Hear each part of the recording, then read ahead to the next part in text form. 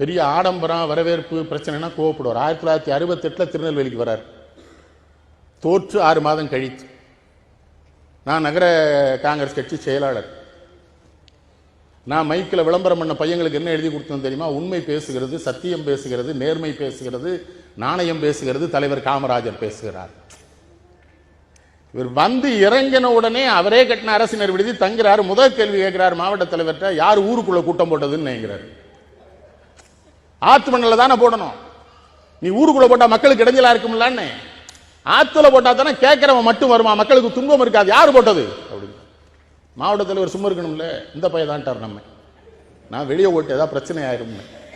முதல் நாள் இரவு அவருடைய 67வது பிறந்த நாள் அன்றைக்கு நாங்கள் ஒரு பெரிய கொடி கம்பம் போட்டிருந்தோம். அதில் சீரியல் பல்ப் எல்லாம் கட்டியிருந்தோம். இவர் வராருன்னு அது அருந்து விழுந்துருச்சு. மேலே போய் யார் கட்டுறது? 67 அடி உயரத்தில் முருகன் ஒரு பையன் என்ன பண்ணாரு, வாயில் அந்த உயர கவி மலமலன்னு மேலே ஏறிட்டார். மேலே ஒரு குறுக்கு கம்பி கொடுத்துருந்தோம். ஏறி அந்த கட்டிட்டு கீழே வந்தாரு. இந்த வந்தே மாதரம்ங்கிற கோஷத்துக்கு உண்டான அந்த மரியாதை ஒத்து ஒரு 300 பேர் சத்தம் போட்டோம். இறங்கினான். விவரம் இல்லாமல் அவனை கொண்டு இவர்கிட்ட விட்டு, ஏன்னா மேலே ஏறி கட்டியிருக்கான்ல, அவனுக்கு ஒரு பொண்ணா ஒரு கதராடை பொறுத்தோம்னு இவர்கிட்ட கொடுத்தோம். ஒரு அடி அவனுக்கு விட்டாரு. முதல்ல மலார்னு விழுந்து நாங்கள் ஒரு வயலும் இல்லை, ஓடிட்டோம் எல்லாரும். ஏன்னா அவனுக்கே அடி விழுது. கேட்டாரு, உனக்கு அறிவு இருக்கான்னு? 67 பேர் கம்பத்தை உன்னை எவன் ஏற சொன்னான்னு? நீ செத்து போனா அவங்க அப்பனு ஆத்தாளுக்கு யாருடா பதில் சொல்றது?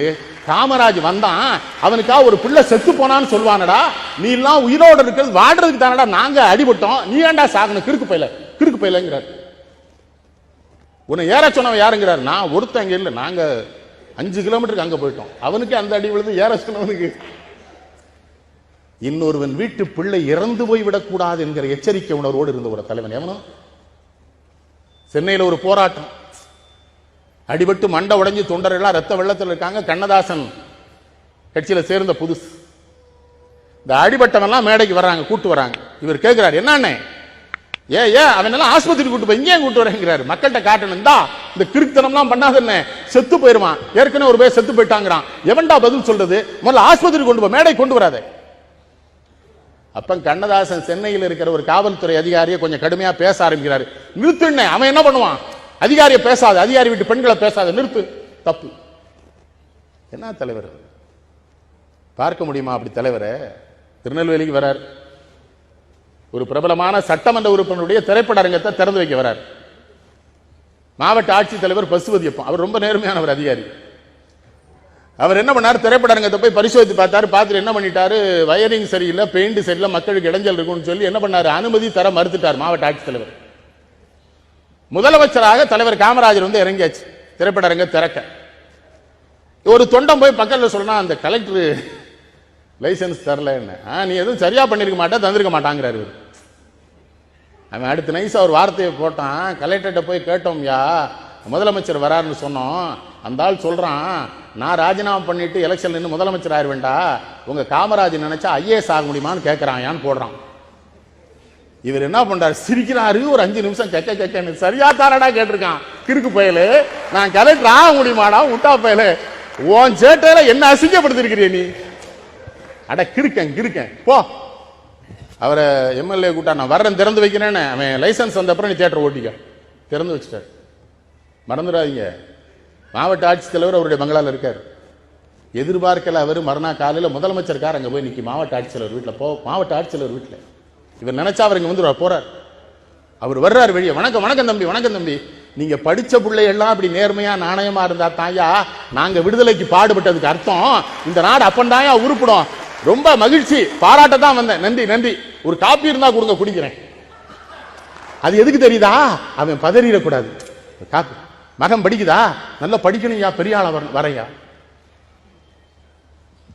என்ன இருந்த இடத்துல மாவட்ட ஆட்சியில் வர சொல்லாமே, நேரே எப்படி ஆள். திருநெல்வேலியில் சுற்றுப்பயணம் பண்றாங்க, ஒரு ரயில்வே கேட்டு, ரயில் வருது, கேட்டை போட்டான். எல்லா நேரத்திலையும் சில பேர் கொஞ்சம் அதிகமாக தன்னை பத்தி காட்டிக்கிற அதிகாரிகள் இருப்பாங்கல்ல.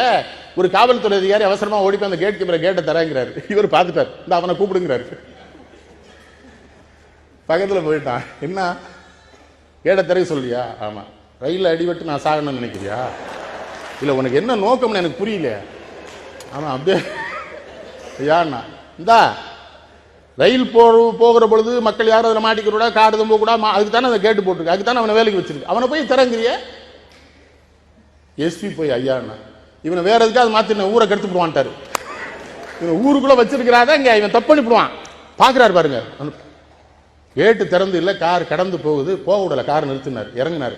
அந்த கேட் கீப்பருக்கு வேத்து, வாண்ணே நீ பண்ணதான் சரி, ஜனாதிபதியா வந்தால் நீ திறக்கப்படாதுன்னு, இந்த இடத்துக்கு நீ தான் எஜமான், நான் இல்லைன்னு.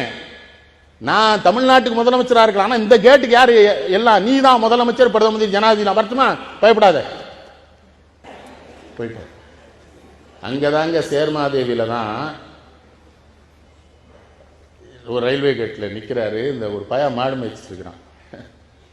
அவனை கூப்பிடுறாரு, என்ன மாடு மேய்க்கிற, பள்ளிக்கூடம் போலையாங்க. அவனுக்கு இவரை தெரியாது. சினிமாவில் நடிச்சா முதலமைச்சராக இருக்கிறாரு, அவனுக்கு அடையாளம் தெரியாது.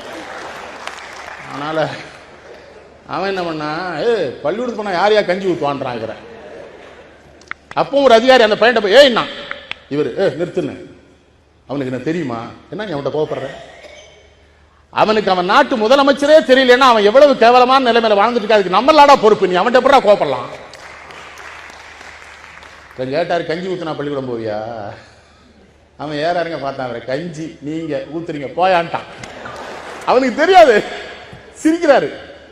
நேர சென்னைக்கு வந்த உடனே NT சுந்தரவடிவேலுவை கூப்பிட்டு, இந்தாப்பா சோறு இல்லாம பல பிள்ளைகள் பள்ளிக்கூடத்துக்கு போகாம இருக்கிறான், ஒரு நேரம் சோறு போட்டு அவனை பள்ளிக்கூடத்துக்கு வர வைக்கணும், ஏழை வீட்டு பிள்ளைய, அதுக்கு ஏதாவது திட்டம் கூடங்கிறாரு.